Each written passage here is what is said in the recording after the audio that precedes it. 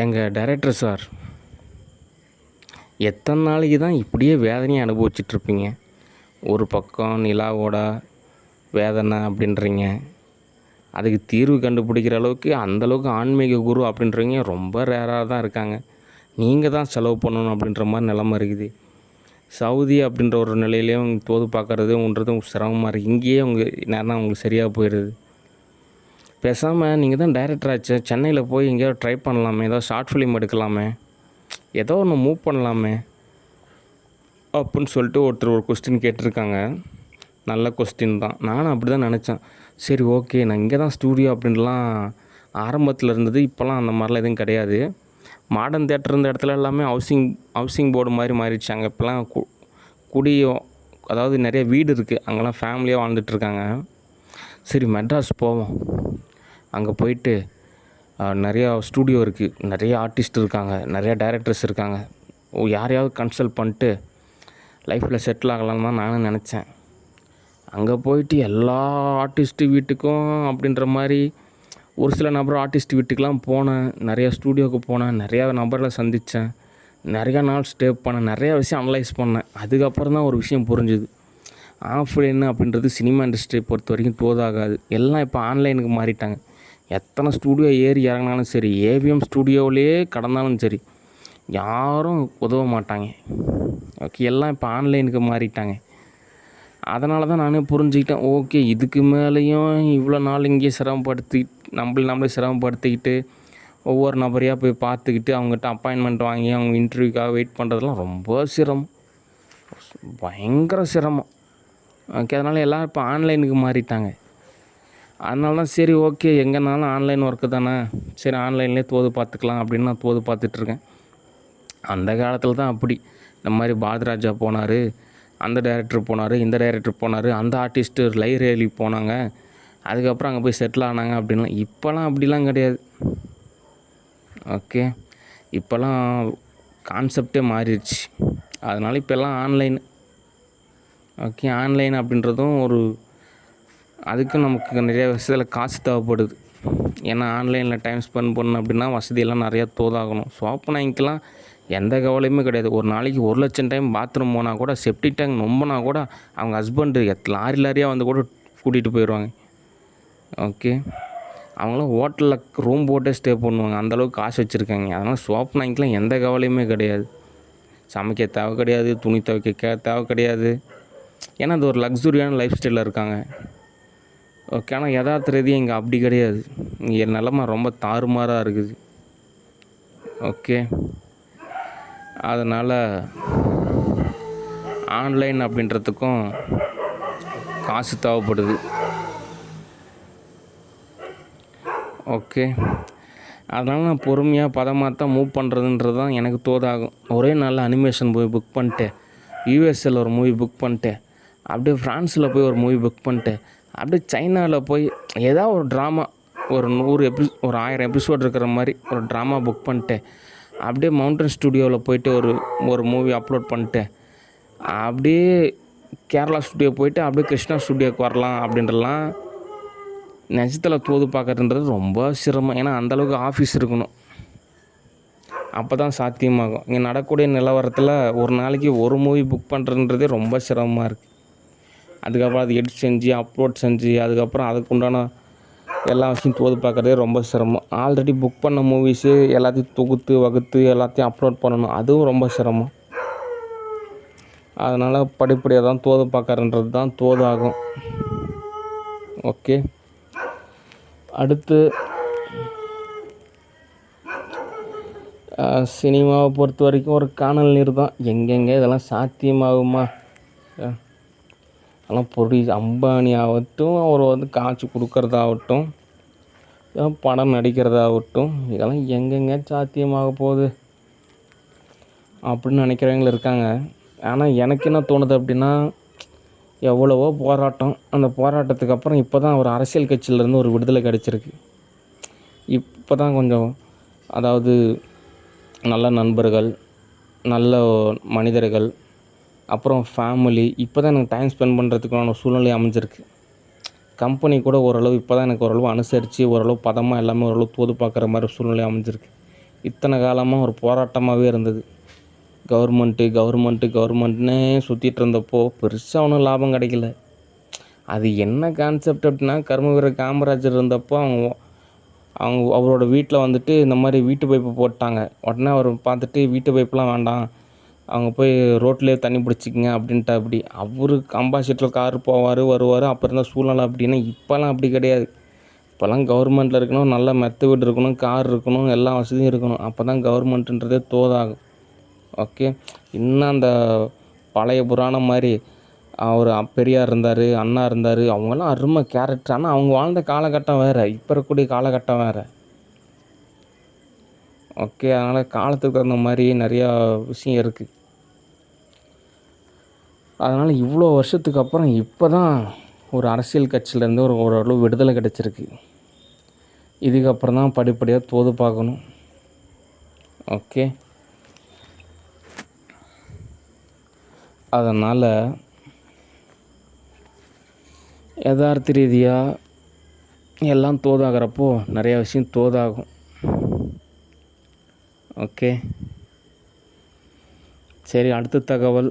அடுத்து இந்த சரஸ்வதி ஸ்டூடியோவில் தான் கொஞ்சம் மூவி புக் பண்ணலான்னு இருக்கேன். ஓகே. ஏன் அப்படின்னா, இந்த 2-3 நாள் முன்னாடி இந்த சோப்னாங்கி பார்த்து விட்ட ஒரு பெரிய வேலையால் காலில் ஒரு பயங்கரமான டேமேஜ் ஏற்பட்டுருச்சு, ஒரு காயம் ஏற்பட்டுருச்சு. இந்த மாதிரி காயம் ஏற்படுறது, அதுக்கு மஞ்சத்தூள் தடவுறது, இந்த மாதிரியான சிம்டம்ஸ் எல்லாமே சரஸ்வதி ஸ்டூடியோ. என் பேர் ஒரு கௌதம். எங்கேயாவது போகிறது, அடிப்படுறது, மஞ்சத்தூள் வைக்கிறது, இந்த ஒரு கேரக்டராக இருக்குது. ஆனால் அதுக்கு என்ன உள்ளார்ந்த அர்த்தம் என்ன அப்படின்னா, அஸ்வத்தாமன் வேணால் ரெடி செய்யணும். அதாவது இந்த பட்டர்ஃப்ளை எஃபெக்ட் அப்படிம்பாங்க. ஒரு பட்டாம்பூச்சி பறந்து எங்கெங்கேயோ எஃபெக்ட் ஏற்படுத்துவேன். பட்டர்ஃப்ளை அட்டாக் வேறு, பட்டர்ஃப்ளை எஃபெக்ட் வேறு. அதனால் சரஸ்வதி ஸ்டூடியோ போனால் தான் ஓரளவு தோதாகும். ஓகே. அடுத்து எங்கே வேக்கன்சி இருக்கோ அங்கே புக் பண்ணுறதுன்றது நல்ல விஷயந்தான். ஓகே. ஆனால் எனக்கு என்ன தோணுது அப்படின்னா, பேசாமல் நான் 360 டிகிரி ஸ்டூடியோவிலேயே மூவி புக் பண்ணலான்னு தோணுது. ஏன் அப்படின்னா, அங்கே தான் எனக்கு நிறையா விஷயம் தோதாகுது. அதுக்கப்புறம் USA ஸ்டூடியோ தோதாகுது. ஓகே. சைனா ஸ்டூடியோ அப்படின்றதெல்லாம் மிகப்பெரிய ஒரு இண்டஸ்ட்ரி. அங்கெல்லாம் பயங்கரமான வார்ம் அப் தேவை. அங்கெல்லாம் டூப்பே இல்லாமல் நடிப்பாங்க. ஸ்டண்ட்டு காட்சியில் டூப்பே இல்லாமல் பயங்கரமாக கட்டடத்தில் இந்த கட்டடம் தாவுறது, மேலேருந்து கீழே குதிக்கிறது, பயங்கரமாக கஷ்டப்படுவாங்க ஒரு மூவிக்கு.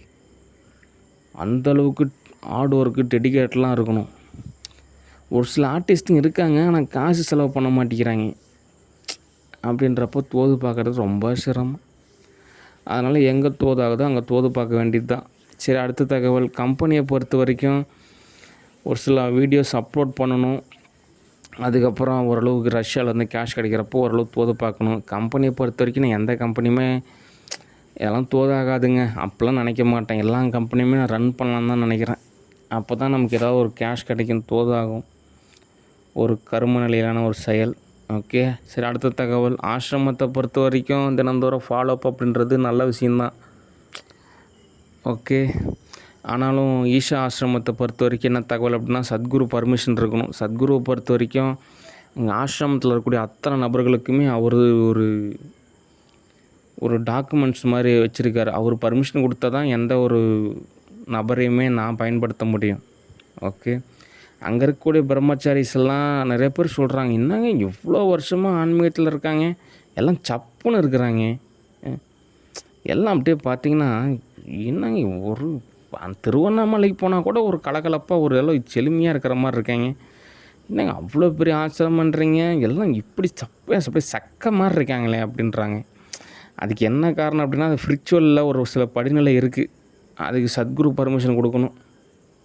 அவ்வளோ பெரிய டீம் இருக்குது, ஆனால் அந்த டீமுக்கு சத்குரு தான் நிர்வகிக்கிறாரு. அது ஒரு தீட்சை இருக்குது. அதனால் அவரோட பர்மிஷன்லாம் இருந்தால் தான் நான் ஆசிரமத்தை பயன்படுத்திக்க முடியும். அதனால் அவர் எனக்கு பர்மிஷனே கொடுக்கல. எந்த ஒரு இந்த மாதிரி சுவாமிஸை பயன்படுத்திக்கிங்க, ஆசிரமத்தை பயன்படுத்திக்கிங்க, அவங்களுக்கு தெரிஞ்சதெல்லாம் சொல்லிக் கொடுங்க அப்படிலாம் அவர் எந்த தகவலும் சொல்லலை. அதனால் நானே ஒரு புது ஆசிரமம் ஆரம்பிக்கலான் இருக்கேன். அது கேஷ் கிடைக்கிறப்ப தான் அதுக்கு தகுந்த மாதிரி பயிற்சி எல்லா விஷயம் தோது பார்க்கணும். ஓகே. ஏங்க டைரக்டர் சார் சத்குரு பர்மிஷன் கொடுக்க மாட்டேங்கிறார் அப்படின்னா, அதுக்கு நிறையா காரணம் இருக்குது. அதான் நேரில் சந்திக்கணும், பேசணும், பழகணும். அவர் சொல்கிற ரூல்ஸ் அண்ட் ரெகுலேஷன்லாம் ஃபாலோ பண்ணணும். அவரெல்லாம் பயங்கரமான ஸ்டேட்டஸுக்கு போயிட்டார்.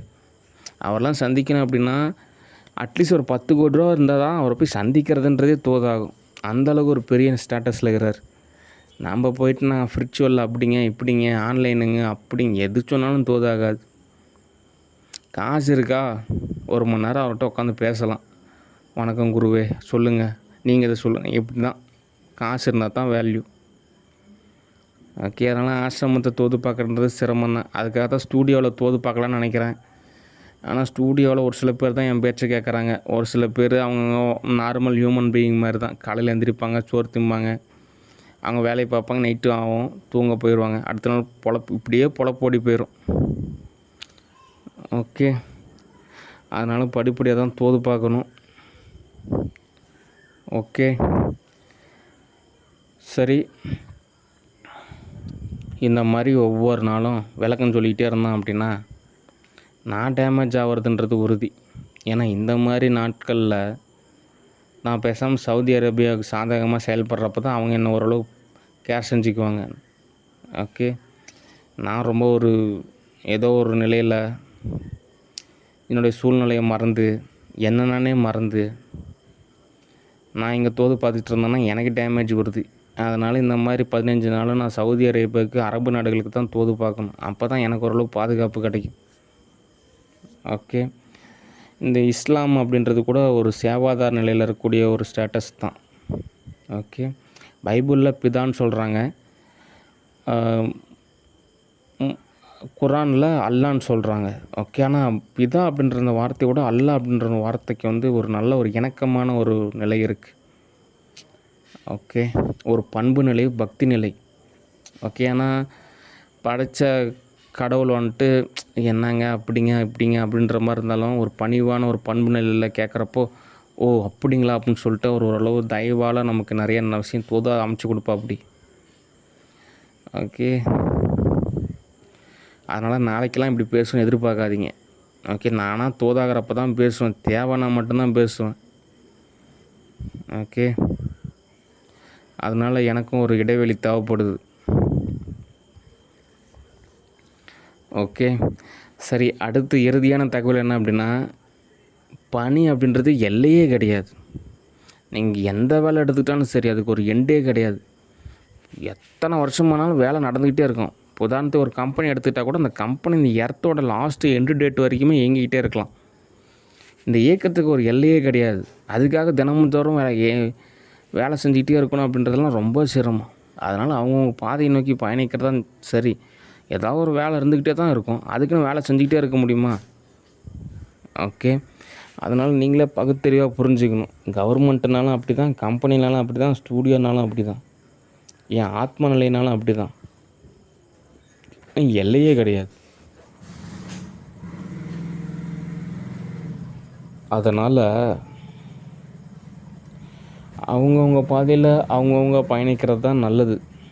என் பாதையில் நான் பயணிக்கிறது தான் எனக்கு நல்லது. ஓகே, ஆனாலும் யதார்த்த ரீதியாக ஒரு தகவல் இருக்குது. என்ன அப்படின்னா, நிறைய விஷயம் மாறுதலை மாற்றனால எனக்கு நிறைய விஷயம் ஞாபகம் அப்படின்றலாம் ஒரு வியப்பாக இருக்குது. ஆனால் நிறைய பேர் அந்த கடந்த காலத்தில் தான் வாழ்கிறாங்க. எனக்கெல்லாம் கடந்த காலத்தில் நம்மலாம் இப்படி வாழ்ந்தோம், ஓ நம்ம தான் இந்த மூவி புக் பண்ணோமா, ஓ நம்ம இந்த ஊருக்கெல்லாம் போயிருக்கோமா, இவங்கெல்லாம் சந்திச்சிருக்கோமா அப்படின்றலாம் எனக்கே ஒரு வியப்பாக இருக்குது. ஓகே, அதனால் உங்களோட ஞாபகத்துக்கெல்லாம் ஒரு பாராட்டு. நீங்கள் அந்த ஞாபகத்தில் நான் எப்பயுமே நல்ல விதமாகவே நினச்சிக்கோங்க. அதுக்காக வேணால் நான் ஒரு நன்றி சொல்கிறேன். ஓகே, நன்றியோ நன்றி. ஓகே, ஆனால் என்னோடய நிலை அப்படி கிடையாது. நான் எப்படியாவது யூஎஸ்ஏக்கு போகணும், அங்கே போயிட்டு ஏதாவது ஒரு காலேஜில் படிக்கலான்னு இருக்கேன். எப்படியாவது கொஞ்சம் அடுத்த லெவலில் நான் முன்னேறி போகலான்னு நினைக்கிறேன். ஓகே, ஏன்னா என்னுடைய பாதை அந்த மாதிரி இருக்குது. ஓகே, அதனால் எதுவும் தப்பாக நினச்சிக்காதீங்க. ஆங்கிலத்தில் சொல்லணும் அப்படின்னா டோன்ட் மிஸ் அண்டர்ஸ்டாண்டிங். ஓகே, சரி, எனக்குமே நிறைய ட்ரைனிங் தேவைப்படுது. ஓகே, அடுத்து இந்த செக்ஸ் எஜுகேஷன் நிச்சயமாக தேவை. ஓகே, இந்த குழந்தை பேர் அப்படின்றது எனக்கு தேவைப்படுது. ஓகே. இதெல்லாமே ஒரு விருப்பத்தின் பேர்லாம் கிடையாது. இதெல்லாமே ஏதோ ஒரு இயற்கையோட உந்துதல் மாரி இருக்கு. அது எனக்கு இந்த ஸ்பிரிச்சுவல் நிலையிலும் புரியுது. கர்மா அது இது அது நிறைய கூறுகள் இருக்கு. ஆனாலும் என்ன பண்ணுறது, அந்த ஆதி காலத்தில் அப்படி கிடையாது. எல்லாம் காட்டுவாசிலாம் வாழ்ந்துட்டு இருந்தாங்க. ஏதோ தோதாச்சுன்னா பார்த்துக்கோ. ஆனால் இப்போ அப்படி கிடையாது. கல்யாணம் பண்ணணும், காசு வேணும், தொழில் வேணும், வேலை வேணும், அங்கே போகணும், இங்கே வரணும். எவ்வளோ செலவு, எவ்வளோ சாட்டிஸ்ஃபேக்ஷன், எவ்வளோ விஷயம் தோது பார்க்க வேண்டிய நிலை இருக்குது. இத்தனைக்கும் மக்கள் தொகை அவ்வளோ பேர் இருக்காங்க. அவ்வளோ பேர் இருந்துமே இவ்வளோ போட்டி. ஏதோ ஒரு சில பேர் தான் இருக்காங்க அப்படின்னா சரிங்க, என்னங்க ரொம்ப கஷ்டங்க, ஏதோ 4-5 பேர் தான் இருக்காங்க அப்படின்னா சிரமம். இவ்வளோ மக்கள் தொகை இருந்துமே ரொம்ப சிரமமாக இருக்குது. அதனால் என்னுடைய இன்னலெல்லாம் சரியாகணும். அப்போ தான் எனக்கு ஓரளவு தெளிவான ஒரு சூழ்நிலை அமையும். அப்போ தான் என்னால் என்ன அடுத்தடுத்த படிநிலை நோக்கி முன்னேறன்றது ரொம்ப ஒரு ஈஸியாக இருக்கும். ஓகே. ஆனால் ஒரு கல்வி நிலையில் தான் ஒவ்வொன்றா தோது பார்க்கணும். ஓகே. அதில் சலுப்பு, சங்கட்டம், கௌரவம் அப்படிலாம் கிடையாது. மனிதன் அப்படின்றவங்க ஒரு இயல்புக்கு தகுந்த மாதிரி தான் நடந்துக்கணும். அந்தந்த பருவத்துக்கு தகுந்த மாதிரி நடந்துக்கிட்டால் தான் நல்லது. சொல்லப்போனால் ஆரோக்கியம் கூட, ஆரோக்கியத்துக்கு மாறாக நடந்துக்கிட்டால் அதுவே ஒரு எரராக மாறிடும். அதனால் என்னோடய ஆரோக்கியத்துக்கு அது தகுந்த மாதிரி தான் நானும் செயல் பண்ணேன். ஏன்னா அவ்வளோ பட்ஜெட்டு, அவ்வளோ மூவி, அது தகுந்த மாதிரி நானும் நிறைய விஷயம் தோது பார்க்கணும். அப்படின்றப்ப எனக்கு ஒரு திருமணம் அப்படின்றது ஒரு நன்தீர்வாக அமையும் நான் நினைக்கிறேன். ஓகே. மற்றபடி ஒரு சில நபர்லாம் அவங்ககிட்ட காசு இருக்குது, அவங்களுக்கெல்லாம் வருமானம் என்னன்னே தெரியாது. அப்படின்றப்போ அவங்க அன்றாடம் பொழப்பு போச்சா அவ்வளோதான். அவங்ககிட்டலாம் போய் சொன்னாலும் புரியாது. அவங்கவுங்க வயசு வரும்போது தான் அவங்களே புரிஞ்சுக்குவாங்க. 40-50 வயசு வரும்போது புரிஞ்சுக்குவாங்க. ஒரு சில பேர் 50 வயசு வந்தால் தான் புரிஞ்சுக்குவாங்க. அது வரைக்கும் நம்ம விளக்கம் சொல்லிகிட்டு இருந்தோம்னா தோதாகாது. நமக்கு யார் தோதாகிறாங்களோ அவங்கள நம்ம தோது பார்த்துட்டு நம்ம முன்னேறி போகிறது தான் சரியான தீர்வு. ஓகே. சரி, அந்த வகையில் பிரியா பவானி சங்கர் அவங்களுக்கு ஒரு வரவேற்பு இருக்குது. ஓகே. சரி, ஸ்டூடியோ பொறுத்த வரைக்கும் எல்லோரும் ஒரு உற்சாகமாக, ஒரு நம்பிக்கையாக, ஒரு தைரியமாக, ஒரு திடகாத்திரமாக ஒரு முன்னேறி போகலாம். ஓகே. நான் ஓரளவு சம்பாதிக்கிறப்போ நீங்கள் சங்கடப்படாதீங்க. நான் நிச்சயமாக என்னுடைய ரசிகர் மன்றத்துக்கு காசு கொடுப்பேன். ஏன்னா ரசிகர் மன்றத்தை பொறுத்த வரைக்கும் ஒரு பாராட்டு இருக்குது. அவங்க எதுவும் நினச்சிக்க மாட்டாங்க. ஆனால் ஆர்டிஸ்ட்டு ஓரளவு சங்கடப்படுவாங்க. என்ன நம்மளை கூப்பிடலையே அப்போல்லாம் நினைக்காதீங்க. அதெல்லாம் காசு சம்பாதிக்கிறப்போ கூப்பிட்டு உங்களுக்கு விருந்தே கொடுப்பேன், கிஃப்ட்டு கொடுப்பேன். ஓகே. அதனால் நம்ம எல்லோரும் ஒரு நன்பாதையில் பயணிக்கலாம். ஓகே. இந்த நன்பாதை, இந்த நன்தீர்வு அப்படின்றப்பெல்லாம் இந்த தியாஸ் டெக்ஸ்டைல்ஸில் மதின்னு ஒரு கேரக்டர் இருக்கா. அப்படி அவர் ஓரளவு பணக்கார நபர் தான். அவர் தான் இன்வால்வ் ஆகிற மாதிரியே இருக்குது. அப்படிலாம் கிடையாது. ஓகே. அதனால் எனக்கு எல்லாம் தோதா அமைஞ்சது அப்படின்னா உங்களுக்கு தேவையெல்லாம் தோதா அமைச்சு கொடுப்பேன். ஓகே. சரி, நன்றி, வணக்கம், பாய்.